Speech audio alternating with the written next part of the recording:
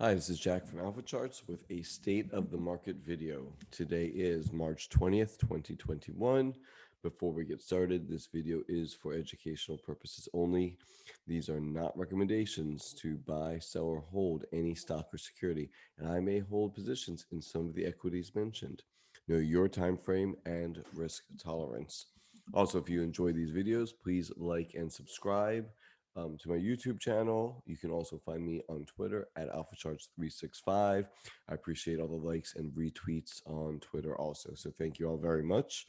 All right, so let's take a look at this, go through the process. Um, Starting with the SPX, and the uptrend is, I mean, really the S&P has not gotten hit all that much, right? So we know that it's growth names that are really getting the beatings right now. And SPX is holding up very, very nicely. So nothing terrible to see here. It's above the 23-day EMA. It's been kind of choppy, but holding up pretty well. And as you can see in the RSP, which is the equal weight, it's actually holding up even better than the SPX by itself. So we do like the RSP also being showing that there is good breadth in the market right now.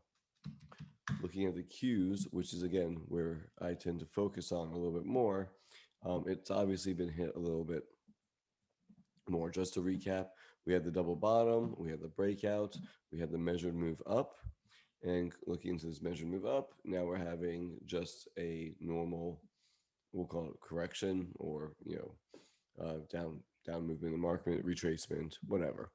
It came down, A, B, C, held what was prior resistance, became support. Also, the VWAP from the start of this new uptrend, which is right here, held right in this area also, and still rising, which is nice to see. So where do we think this could go from now? Well, I think there's three possibilities, right? Starting here, is this an inverse head and shoulders, and this is the right shoulder, and we're going to go up, and it looks something like that? Or is it going to come back and retest or even undercut this 297-ish area, and then we go higher? Now, I do think that we go higher because when you look at them, here we go, here's 200 EMA. The longer term trend, there's the 150. The longer term trends are still going higher. So most likely this is going to go much higher. And this will be either an inverse head and shoulders or a double bottom. Obviously, if we get below this 297 level, then things would get really ugly at that point. But it's held so far, so that's what we know, and we can't. There's people that are calling this, the start of this huge move down. Maybe it is, but for now, it's not showing that it is. So just remember also, if this does retest this area, that's another 5 or 6%, 5.5% or so down, which again, that hurts, especially if it comes in days like this. It's a 2% down day, there's 3%, 1.6, here's 3.5%. Some of these days are just really brutal on the way down. So if we go and retest this, especially with a little bit of quickness, that you're going to feel that. But I'm right now, I'm rooting for the inverse head and shoulders here. That's what I'd like to see. So we'll leave that arrow up there. All right, so there's the Qs, and again, let's look at equal weight. Yeah, it looks pretty much the same, right? So you see that it's not just one sector; it's pretty much all technology that's getting pretty hurt right now. Looking at the IWM, and it's holding up pretty good. Not quite as good as the SPX, but it's just right there. So we like the small caps still. They're still looking, like market leaders actually. So that's perfect. Let's look at banks. XLF leading the way also. It's good to see that they are not only participating but leading. I think that bodes well for the markets overall. Just for fun, let's go HYG, which is the financial services. Yeah, they're also doing amazing. So just leading the way higher. So we'll see if that continues or not. Trajectory here on the banks are maybe a little bit steep. So we wouldn't be surprised if we get this a little bit of pullback here, but overall that's healthy for the market. All right, SMH, semis, semiconductors. So here was a trend line I've been watching, and we had a good break of this trend line, and now, we have this secondary trend line, we'll call it right here. So we don't know yet. Is this going to just kind of come back up and round out and create like a base? Or is this some kind of wedge and we have another leg lower? And if there is another leg lower, where can we expect it to go? So the way I'm going to measure this, is about 12.7, 13-ish. So somewhere around here, which would kind of make sense with this being support. So I'll just draw a little bit of, right? So that would be, if this is a wedge, bear flag, we'll call it, this would be the next area that I would expect to potentially hold. We don't know, maybe head and shoulders top, right? I don't know, maybe. We'll see. Right now, all we know is that, price is consolidating this way, and it could, again, make a right side and then and move higher. So we'll see what's happening there. So SMH, a little concerning. That's expected because the Qs were a little bit concerning, not knowing what's going on here. But that would be the tell. If this does make a right side up here, I expect the Qs to recover and have one of my two scenarios. If this breaks down, I think it gets a lot hairier for the Qs.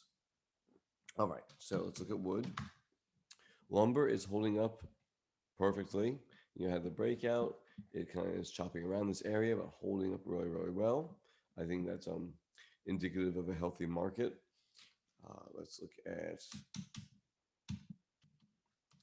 bond yields. Bond yields are doing fine. We're not seeing spikes like we saw back here. So right now, it tells you it's a healthy market. It may not be healthy for growth stocks, but overall, it's a healthy market, and I think that is that's good for the market overall. Just be able to pick the right stocks, but there's no danger from what I can see from a major negative move in the market right now, at least. If we start seeing things that look like this, that could be a different story. All right, let's look at the VIX. VIX is at 21. It's healthy range, right? Bullish range, we'll call it. Nothing, worrisome here. Put call ratio. In the put call ratio, again, it's in this bullish range, right? It's been in this bullish range for a long time, right? For a year. So no reason not to think that this is just going to chop around in here and really just try to chop people up. If we do get the next leg down, then we look for some real fear to come into this market. Like we look up here.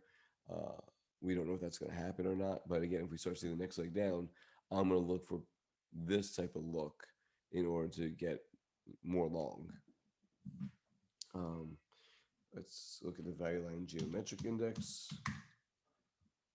Value line geometric index, and you can see this was the major area. We had the breakout. Again, overall breadth is good. One small segment of the market isn't doing well. Growth right now, and a lot of people want to say it's due to the 10-year yield, and it may be. Look at this trajectory. I think this is the scary part right here. The thing that's scaring most people is that it went up, 73%, right? Went up 73% once it got to 1%, right? So that's pretty crazy. So it's the quickness in which it moved, and that was the scary part. And so this is what we want to see. So if we see this chill out a little bit, and maybe even if it just chops around, retests, maybe the 150 level, and can chop around this area, I mean, I think that would be fine for the markets. It's still low interest rates, right? I mean, let's get some perspective here. A weekly chart here. I mean, there's your perspective, right? Interest rates are low, so as long as we don't see this type of move, this is the type of move you don't want to see. This straight up move.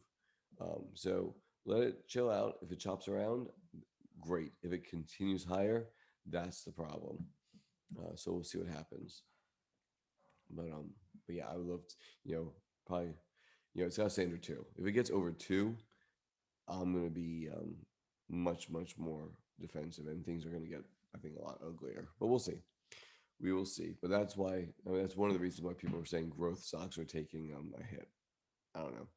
Maybe MMFI, and just looking at the percent of stocks above the 50-day moving average, you could see, it's not really overheated. It's in a kind of healthy bullish area.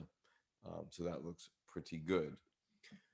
So let's look at some individual names, some mega caps, right? So let's look at Apple. If you look at Apple, you know, it really is just in a range and has been in a range since, August. And it's just been chopping around. So consolidating this big move, where this, if this breaks down below 100 or breaks out above, 140-ish. I mean, that's going to be a good tell in the market. Amazon's the same thing, right? Huge move up and then just chopping around, right? So, 2880 or ish or so, somewhere around there. I mean, that's got a hold on the bottom end.